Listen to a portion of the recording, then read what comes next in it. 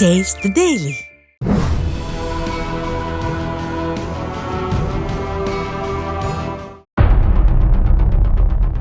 திமுக ஆட்சிக்கு வந்த ஒரே ஆண்டில் சுமார் 30,000 கோடி ரூபாய் அளவுக்கு உதயநிதியும் சபரீசனும் சேர்ந்து சம்பாதித்திருக்கிறார்கள் என்று அப்போதைய நிதியமைச்சர் பிடிஆர் பழனிவேல் தியாகராஜன் பேசியதாக ஆடியோ ஒன்று உலா வந்தது. என்னதான் அது ஒரு பொய், அந்த குரல் அவருடையது இல்லை, அது இது என்று என்ன சாக்குப்போக்கு சொன்னாலும் அந்த ஆடியோ வந்த சில நாட்களிலேயே அவரிடம் இருந்த நிதித்துறை பறிக்கப்பட்டு ஓரங்கட்டப்பட்டார் பிடிஆர். இது நடந்து பல மாதங்கள் கழித்து தற்போது ஏன் மீண்டும் இந்த பேச்சு என்று கேட்கிறீர்களா? காரணம் இருக்கிறது. இந்திய கணக்காய்வு மற்றும் தணிக்கை துறையான CAG அறிக்கை வெளியானதில் இருந்து திமுகவின் வயிற்றில் புளியை கரைத்து கொண்டிருக்கிறது. ஆம், டாஸ்மாக் மதுபான கொள்முதலில் ஏகப்பட்ட ஊழல்களை செய்து திமுக போட்டிருக்கும் ஆட்டம் கொஞ்ச நஞ்சமல்ல என்று புட்டு புட்டு வைத்திருக்கிறது CAG அறிக்கை. மதுபான உற்பத்தியாளர்களிடமிருந்து மதுபானங்களை கொள்முதல் செய்வதில் வெளிப்படைத்தன்மை இல்லாதது CAG அறிக்கையில் அம்பலமாகியிருக்கிறது.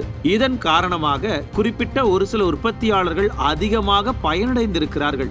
டெண்டர் முறைகேடுகளை தடுக்க அதிமுக ஆட்சி காலத்திலேயே ஆன்லைன் ஏல முறை அறிமுகம் செய்யப்பட்டிருந்தது. ஆனால் திமுக எப்போது ஆட்சிக்கு வந்ததோ அப்போதில் இருந்தே ஊழல் முகம் தலைதூக்க தொடங்கியது. ஒரு சில மது தயாரிப்பு நிறுவனங்களுக்கு தொடர்ந்து டெண்டர் வழங்கப்பட்டு வந்ததும், அதே ஒரு சில நிறுவனங்கள் மட்டுமே மீண்டும் மீண்டும் டெண்டரில் பங்கேற்றதும், பாட்டிலுக்கு 10 ரூபாய் அதிகமாக வசூல் செய்தது, ஆன்லைன் பேமெண்ட் முறையில் கூட அந்த 10 ரூபாய் அதிகம் வைத்துத்தான் வசூல் வேட்டை நடத்தியது என்று கொள்ளைக்கு மேல் கொள்ளையடித்த விடியா திமுகவின் யோகியதை வெளிச்சத்துக்கு வந்திருக்கிறது. இது பத்தாதென்று டாஸ்மாக் மதுபானங்களின் விலையை பல மடங்கு அதிகரித்திருந்தாலும் அதற்கேற்ற வரியை அரசுக்கு செலுத்தாமல் அரசுக்கு சுமார் 30,50 லட்சம் ரூபாய் இழப்பு ஏற்பட்டிருக்கிறது.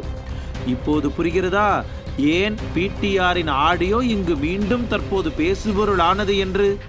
ஓராண்டுக்குள் 30,000 கோடி ரூபாய் கொள்ளையடித்ததாக பேசிய பேச்சுக்கள் எல்லாம் ஒருவேளை உண்மைதானோ என்று எண்ணத் தோன்றுகிறதே.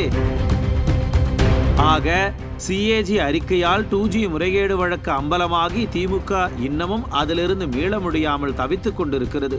அதை போலவே டாஸ்மாக் முறைகேடு தொடர்பான தற்போதைய CAG அறிக்கையால் திக்கி திணறப் போகிறதா திமுக?